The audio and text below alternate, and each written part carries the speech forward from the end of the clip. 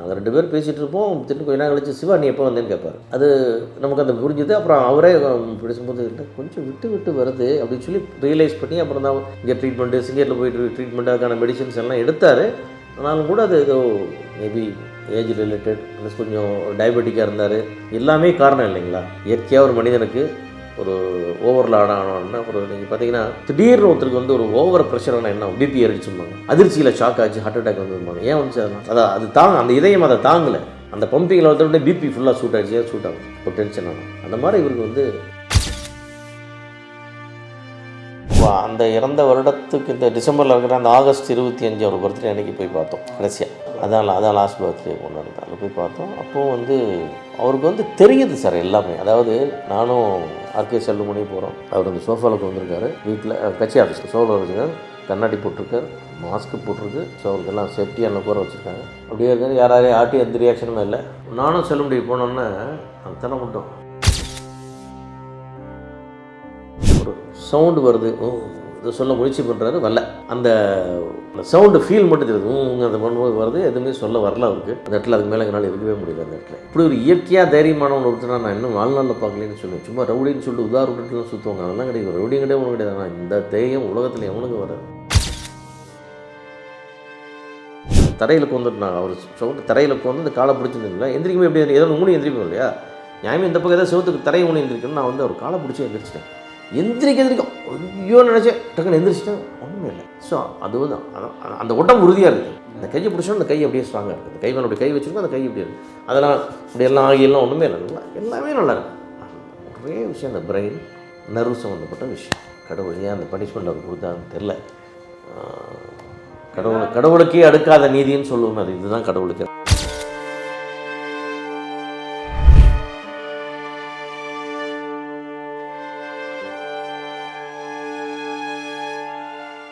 Real one நேயர்களுக்கு வணக்கம். இன்று நம்மளுடைய நேர்காணலுக்கு அம்மா கிரியேஷன் தயாரிப்பாளர் திரு டி சிவா அவர்கள் அனுப்பிச்சிருக்காங்க. சார் வணக்கம். வணக்கம். விஜயகாந்த் அவர்களுடைய 2ஆம் ஆண்டு நினைவு நாள் இன்று. ஒரு 10 ஆண்டுகள் கிட்ட அந்த நோய்வாய்ப்பட்டு இருந்தார்ல சார் 2013லேருந்து. ஸோ அதை வந்து ஆரம்ப காலகட்டத்திலேருந்தே நீங்கள் அதை நோட்டீஸ் பண்ணியிருக்கீங்களா? எல்லாரும் நோட்டீஸ் நல்லாவே ஒன்றில் பண்ணிட்டோம். நாங்கள் 2 பேர் பேசிகிட்டு இருப்போம். திட்டு கொஞ்ச நேரம் கழிச்சு சிவா நீ எப்போ வந்தேன்னு கேட்பார். அது நமக்கு அந்த புரிஞ்சுது. அப்புறம் அவரே பேசும்போது இல்லை கொஞ்சம் விட்டு வருது அப்படின்னு சொல்லி ரியலைஸ் பண்ணி அப்புறம் தான் இங்கே ட்ரீட்மெண்ட்டு சிங்கேரில் போயிட்டு ட்ரீட்மெண்ட் அதுக்கான மெடிசன்ஸ் எல்லாம் எடுத்தார். ஆனாலும் கூட அது ஏதோ மேபி ஏஜ் ரிலேட்டட் ப்ளஸ் கொஞ்சம் டயபெட்டிக்காக இருந்தார். எல்லாமே காரணம் இல்லைங்களா. எல்லா வியாதியும் எல்லா நேரத்துலையும் எல்லாருக்கும் சரி பண்ணிட முடியாது. எவ்வளோ தான் செலவு பண்ணாலும் ஆள் இருந்தாலும் அந்த மாதிரி சில சூழ்நிலைகளில் அது தவிர்க்க முடியல. குடும்பத்தார் எப்படி சார் அதை எடுத்துக்கிட்டாங்க? ஏன்னா நான் எவ்வளோ தூரம் இல்லை குடும்பம் எப்படி சார் எடுத்துக்கிட்டீங்க? அந்த எந்த குடும்பம் வந்தாலும் தங்காது. அது இந்த மாதிரி ஆளுமையில் ஒரு ஹீரோ ஒரு லீடர் அவர் இடம் தான் எப்படி இருக்கும்? இல்லை அந்த நோய்வாய்ப்பட்டிருக்க அந்த தருணத்தில் இல்லை அது பெரிய சஃபரிங் தான் சார். அதாவது முதல் ஒரு 2000 வரைக்கும் கூட ஓகே. 2000க்கு அப்புறம் வந்து ரொம்ப மோசம் அடைஞ்சிருச்சு. அதுக்கப்புறம் தான் ஒன்றும் பண்ண முடியாத நிலைமைக்கு வந்துச்சு. சரி என்ன இது ஏதாவது ஒரு மிராக்கலில் நடந்துடும் நம்மளும். ஏன்னா நம்ம ரொம்ப டீப்பாக உள்ள போய் ஃபேமிலியில் இது போய் ரொம்ப மெடிக்கல் ரிப்போர்ட் வச்சுட்டுலாம் பேச முடியாது. நம்ம பொதுவாக தெரிஞ்சுக்கிற விஷயங்களை வச்சு பேசுகிறோம். சரியாயிடலாம். திடீர்னு ஒரு நாள் ரெடி ஆகிடும். இந்த நரம்புகளான விஷயங்கள் மெடிசன்ஸ் எடுத்துகிட்டு இருக்காரு, சரியாயிடும் நம்பிக்கை இருந்தோம். ஆகலை. பட் அது காரணம் வந்து இதுதானே தவிர வேற ஒன்று அவர் மேலே அந்த பழியை சொல்ல வேண்டியதில்லை. இயற்கையாக ஒரு மனிதனுக்கு ஒரு ஓவர்லாட் ஆனோன்னா ஒரு நீங்கள் பார்த்தீங்கன்னா திடீர்னு ஒருத்தருக்கு வந்து ஒரு ஓவர் ப்ரெஷரான என்ன பிபி ஏறிச்சும்பாங்க, அதிர்ச்சியில் ஷாக் ஆச்சு, ஹார்ட் அட்டாக் வந்துருப்பாங்க. ஏன் வந்துச்சு அதெல்லாம் அது தாங்க அந்த இதயம் அதை தாங்கலை. அந்த பம்பிங்கில் வந்து பிபி ஃபுல்லாக சூட் ஆகிடுச்சு. ஏன் சூட் ஆகுது ஒரு டென்ஷன் ஆனால். அந்த மாதிரி இவருக்கு வந்து அது ஒரு நாள் ஆகலை. அவர் வந்து ஒரு 6-7 வருஷம் அந்த கட்சியை நடத்தும்போது ஒரு 10 வருஷத்துக்கிட்ட அந்த கட்சியை நடத்தும்போது அதுக்குள்ளே அந்த லோடாகி அது வந்து அவருக்கு அந்த பிரச்சனையை கொண்டாந்து விட்டுருச்சு. அதுதான் நிஜம் உண்மையான விஷயம். சரி அது நடந்துருச்சு அவருக்கு, அவ்வளோதான். ஓகே. கடைசியாக நீங்கள் நாசர் சார் ஆர்கே செல்லுமணி சார்லாம் மியாட் ஆஸ்பத்திரியில் போய் பார்க்கும்போது அதுதான் லாஸ்ட்டாக பார்த்ததில்ல. எப்படி இருந்தது அந்த தருணம்?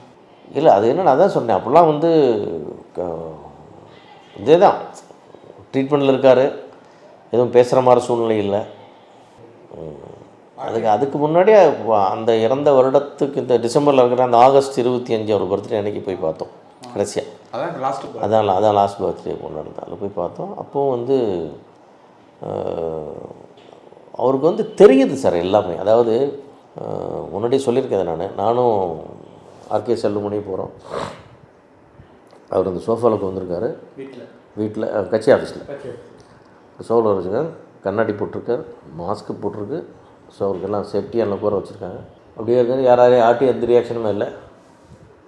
நானும் செல்லுமணி போனோன்னே அந்த தலை மட்டும் வாங்கன்னு சொல்லுது, அது மட்டும் ஆட்டுறாரு, தலை மட்டும் எங்களை வாங்க வாங்க வாங்கன்றாரு. அப்படி போய் வந்தோடனே நான் செல்லுமணி அந்த பக்கம் வந்து கால்கிட்டு வந்தேன், இந்த பக்கம் நான் கால்கிட்டு வந்தேன், எனக்கு பிடிச்சி பார்த்துட்டு உடனே அவர் வந்து ஏதோ ஒரு சவுண்டு வருது, இதை சொல்ல முயற்சி பண்ணுறாரு, வரல. அந்த அந்த சவுண்டு ஃபீல் மட்டும் தெரியுது, அந்த பண்ணும்போது வருது, எதுவுமே சொல்ல வரல அவருக்கு. அந்த இடத்துல அதுக்கு மேலே என்னால் இருக்கவே முடியல. அந்த இடத்துல எப்படி ஷூட்டிங் ஸ்பாட்லாம் எப்படி பார்க்கல. அது சார் நிஜமான ஹீரோ. அப்படி ஒரு இயற்கையாக தைரியமானவன் ஒருத்தனா நான் இன்னும் வாழ்நாளில் பார்க்கலன்னு சொல்லுவேன். சும்மா ரவுடின்னு சொல்லிட்டு விட்டுலாம் சுற்றுவாங்க, அதெல்லாம் கிடையாது. ரவுடியும் கிடையாது, ஒன்றும் கிடையாது. ஆனால் இந்த தைரியம் உலகத்தில் எவனுக்கு வராது. யாராக இருந்தாலும் ஏறி நிற்புங்கிற கேரக்டர். அவர் போய் பேச முடியல, எங்களை பார்த்துட்டு சொல்ல முடியல, அவர் நினைக்கிறத எங்கிட்ட எக்ஸ்ப்ரெஸ் பண்ண முடியலன்னா எப்படி இருக்கும் அந்த இடத்துல. அப்போ கூட சார் நாங்கள் வந்து அந்த காலை பிடிச்சி தான் கொடுத்துருக்கோம். எந்திரிக்கும் போது ஆக்சுவலாக போய் மிஸ்டேக்காக என்ன பண்ணுறேன்னா, தரையில் கால் விடாமல் அந்த காலில் கையோனையும் எந்திரிச்சிட்டேன். ஐயோ நினச்சது ஒன்றுமே வேலை சொல்லி ஸ்ட்ராங்காக இருக்கேன்.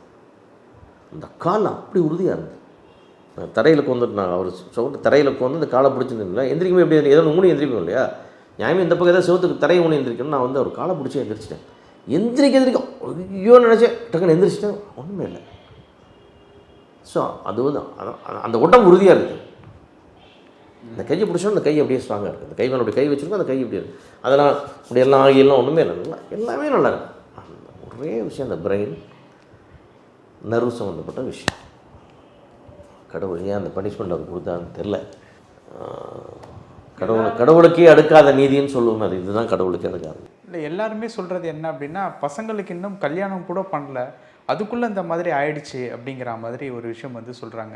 இன்றைக்கி அவங்களுடைய பசங்கள் ஒரு அரசியல் சினிமா அப்படின்னு வந்தாலும் நீங்கள் எப்படி பார்க்குறீங்க சார்? எல்லாம் எங்கள் குழந்தைகள் மாதிரி தானே சார். ரெண்டு பேரும் நல்லா வரணும்னு தான் ஆசை. ஓகே, அதில் மாற்றமே இல்லை. அவர் பிள்ளைங்க சார், அது அவர் பிள்ளைங்கன்னா யார், எங்களுக்கெல்லாம் யார், அது எங்களுடைய செல்லங்கள் தான், அது ஒன்றும் மாற்றமே கிடையாது. அவர் குழந்தைகளுக்கு நம்ம ஏதோ நல்லது செய்கிறத விட வேறு என்ன அவர் கைமாறு செய்ய போகிறோம். இன்னும் யோசிக்கிறோம், கொஞ்சம் ப்ரொடக்ஷன்லாம் கொஞ்சம் நல்லா இருந்து எதாவது பண்ணால் வேறு எதாவது பண்ணி அந்த பையன் கொஞ்சம் வரணும், வேறு எதாவது பண்ணணும், அப்படி தான் இருக்குது. அதுக்கான பாசிட்டிவான தாட் தான் நமக்கு இருக்கும். அவங்க மேலே நம்ம நெஞ்சார்ந்த வாழ்த்துக்கள் கூடவே இருக்கும். அதுக்கு என்ன நம்மளால முடியும், என் லெவலுக்கு என்ன கான்ட்ரிபியூட் முடியுமோ அதை பண்ணணும் தான் நம்ம யோசிப்போம். நம்ம கேப்டன் முகத்தை பார்த்தே வளர்ந்த தேமுதிகவை இப்போ நீங்கள் எப்படி பார்க்குறீங்க? இல்லை என்ன கேட்டிங்கன்னா, அந்த கேப்டன் வந்து எங்களுக்கும் நான் இப்போ செல்லுமணி மாதிரி ஆட்கள் எல்லாருமே நாங்கள் சினிமாவோடு நின்றுட்டோம். நாங்கள் அரசியலுக்குள்ளே போகலை. ஏன்னா அவர் வந்து வரக்கூடாதுன்னே சொல்லிட்டாரு எங்களேன்னா. ஓப்பனாகவே சொல்லிட்டீங்க? ஆமாம், அவர் தான் சொன்னார். ஓகே, நாங்கள்லாம் போய் கேட்டோம். நான் வந்து என்னை நம்பி மக்களை நம்பி கட்சி ஆரம்பிச்சிருக்கேன். இந்த சினிமாக்காரங்க வருவாங்க, நடிகை வருவான், டைரக்டர் வருவாங்க, ப்ரொடியூசர் வருவான்லாம் கட்சி ஆரம்பிக்கல. உங்கள் வேலையை நீங்கள் பாருங்கள், என் வேலையை நான் பார்க்குறேன்.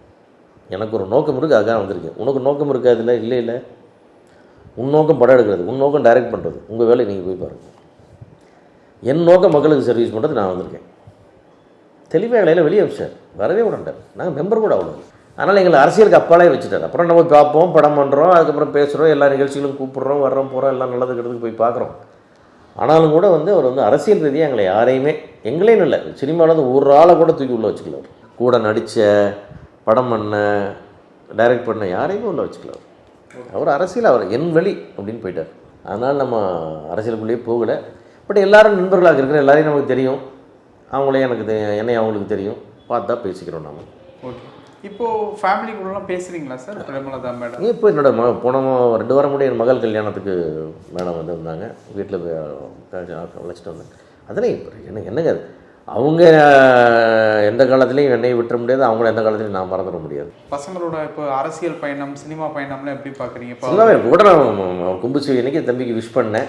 படம் ஓகே, நல்ல படம் தான், இன்னும் கொஞ்சம் நல்லா போயிருக்கணும், இன்னும் நல்ல படம் வரணுமே அவனுக்குன்றது தான் என்னோடய ப்ரேயர்.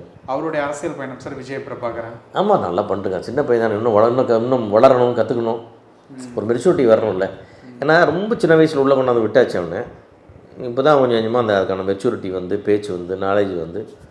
ஏன்னா போன எலெக்ஷன்லாம் ஒரு சின்ன மிஸ் தானே, ஒரு மேட்டர் ஆஃப் 6000 votes இல்லை எனக்கு எம்பியாக வந்துட்டுருப்பான். இன்னும் அதிகமான எக்ஸ்போசிஷன் கிடச்சிருக்கும், கிடைக்கல, வந்துடும். எல்லாம் சினிமாவும் அரசியலும் வந்து எப்போ வேணால் எது வேணால் நடக்கும். ஏன்னா 45 வயசில் ஒரு ஹீரோ ஆனவங்க சாதனையெல்லாம் இங்கே இருக்குது. 50 வயசில் டேரக்டர் ஆனவங்க இருக்காங்க.